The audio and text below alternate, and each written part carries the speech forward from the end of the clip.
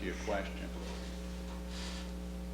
Personally, I'm only interested then in carrying the minimum permanent people and the equipment necessary to deal with a basic level of services to maintain our present infrastructure. Because that's what primarily our full-time people do. The new infrastructure that's built for capital obviously is engineers from the outside designing and contractors come in and building it, and then we take the ownership. For example, on the operational part in terms of contracting out, we don't buy street sweepers. High maintenance, very high maintenance machine. They start to go to pot as soon as you put them on the road. We need another mechanic. I can tell you right now, full-time, if we went into catch basin cleaning and street sweeping. We don't do line painting. High maintenance item, very costly for what? 1 to 2 times a year? So when you look at those functions of public works that are 1 to 2 time shots a year, heavy capital investment, we lease it out. So to go with that, those maintenance functions that would carry with it are leased out too. And so that's the way we have looked at the privatization, not to just look at the aggregate of, well, if we do this, we don't need mechanics. That doesn't pay. You need the minimum, you need the basic maintenance services associated with the equipment we have, and that's better controlled in-house. So where the real costs are more equipment, and then the money to take care of that equipment in both parts, reinvestment, and mechanics. So that's what we have stayed away from in our philosophy and our approach to this community. I guess your answer then is that it's cheaper to build this new facility and use the personnel that you have over a 20-year life cycle than it would be to contract out all of that automotive and other. Yes, specifically to that exercise of the public safety mechanic, and the need that he has to provide service for similar to the public works. The answer is yes. Thank you. You're welcome. Just getting back to Mr. Girardi, because you asked a question earlier, and I asked for a response, and I don't recall I got it.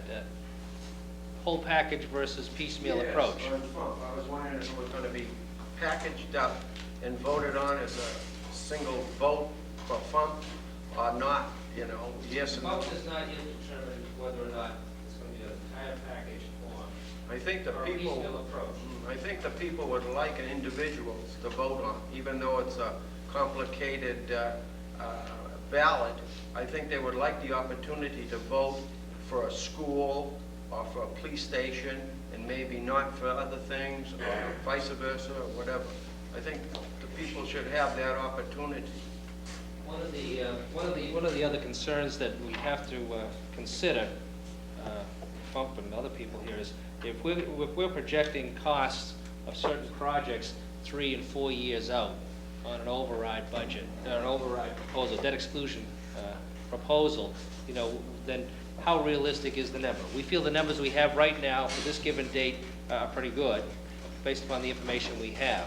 If we go to October town meeting and November election, you know, with that figure, and then 3 years down the road, you know, we find out as we're under construction that the costs have increased X number of dollars, you know, then you know, there isn't anybody up here that's looking to have, you know, their good names dragged through the mud because, you know, they're being accused of misleading the general public. And this is one thing that we're trying to dispel here, is any illusion that anybody might have that we're trying to paint a rosier picture than it is, and that the costs that we're using here are skinny numbers. I mean, we're being rather conservative in what we're estimating here so that we can absorb some of this increased cost if possible. But in relation to the specific question, again, it hasn't been determined. It may be determined that we're going to take a couple of the projects together, take the school, the elementary school, and the police together, and then come back with the secondary school issues, and then DPW later on, to go along with the timeline. But again, that's yet to be determined, and we're looking for input, you know, from people like yourself. A secondary question very quickly that I would pose to people is, we've in essence tried your approach a couple times. We lost a school 2 times, 3 times. We've lost the police station. We believe, and again, feedback tonight is very helpful, we believe that this is the way that the majority of people in town wanted to go. Now, if the price tag is too great, that's something we have to deal with, and maybe we need to figure out which cluster of projects are most important. But if we go back to one at a time, many of us, I think, at this day feel that we go back to a situation where nothing happens. And so what we're trying to do is balance that. So something to think about, as the rest of you, again, give us the feedback, is there a happy medium? Where are we going? We can't go back down to one. We've seen what happens when we go that far down. One of the other things is that in the past, with the school building committee, they presented a proposal to the town meeting and to the voters, as a package deal, which was a three-phase program. One was the little school addition. The second phase was to be the Swan Pond new elementary school, and then the Hood School. And it was all to be phased in so that we could accommodate the growth and the enrollment and do it in the most cost-effective manner. Well, we got 2 out of 3 out of order, and with the key component, which was the new school, which is addressing the bachelor to school needs in that bachelor to school district, has yet to be properly addressed in order to meet the enrollment needs. So as we've taken the piecemeal approach, we've only gotten a few pieces of the puzzle, and sometimes when we've done that, it appears as though we've exacerbated the situation because we've added on to the 2 elementary schools based upon the whole program. And now the core facilities of those, if you were going to go and add a bigger addition to the Hood and a bigger addition of more classrooms to the little school, your core facilities, your libraries, your gymnasiums and your cafeteria spaces are not adequate for any more classroom space. So recognizing what you say, we're also looking at the success rate, as Mr. Solomon pointed out, of trying to get a comprehensive package put together and presented, and then addressing all the needs. Mr. Jerby, you had a comment? One thing that I think we should make clear, you alluded to it already, the numbers we put in here are fundamentally current dollars. And if we do put together a proposal that calls for the whole package, we may have to add something to it to anticipate inflation before we get to some of these buildings. And that should be clearly understood now. That won't be a ringer that we're throwing in. It won't be something that we're trying to slip by people. These are current value prices right now. And we're going to have, the fairest way to look at these projects is to look at them all in the same way as current value dollars. But we may have to make an adjustment if we do the whole package. Mr. Wheeler. My question isn't the cost of the building. It's the added cost of transportation. So the new school was built from the bachelor to the new school. There's a lot of bus miles involved there over the years.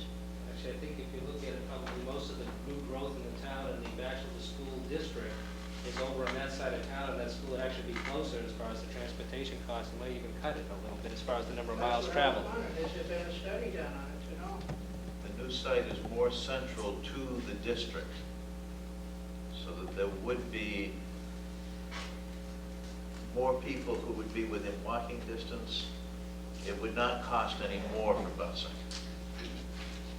Well, as of today, what is the furthest that a student comes or has to travel by bus to get to the batch? Middleton line. Yes, that district How about serves the all west the way to side? Middleton. And on the west side? No, it's not that. On the west side? Oakdale Road, right about Central Street. Central Street? Yeah. All that body would have to go, be carried. Yeah, he'd be going further, but somebody else wouldn't be going as far. Again, most of It the would be growth in more that central district for the district. is more towards the Yeah, Swan Pond side. Thank you.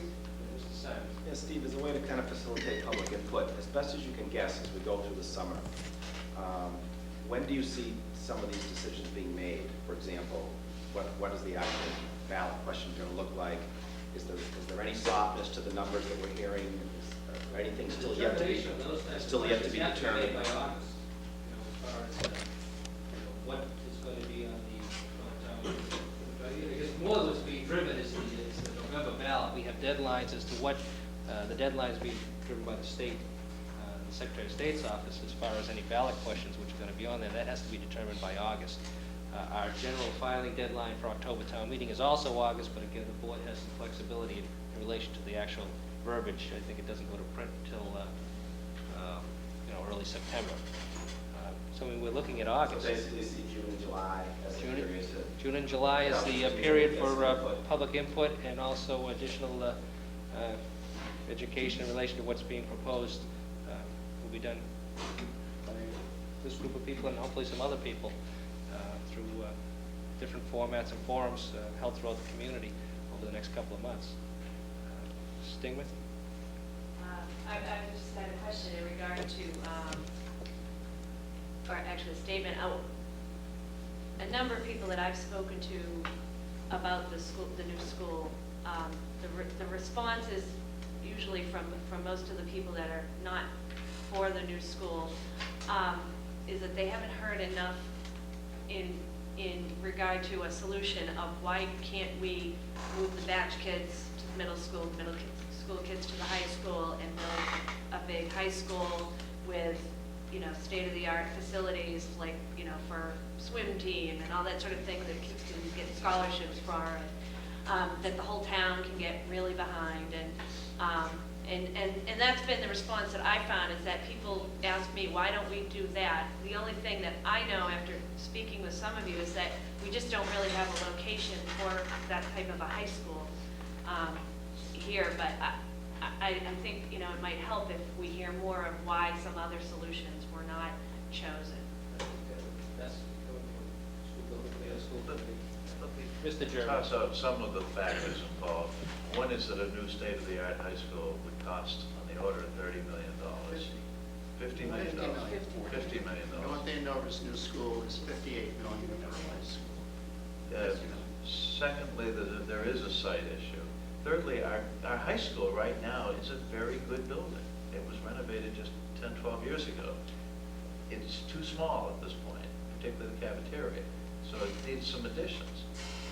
But the amount of money involved is just prohibitive, considering that we've already got a very satisfactory building.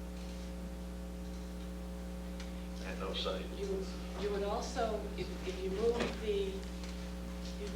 built a new high school, $50 million, you would be moving the middle school to the high school.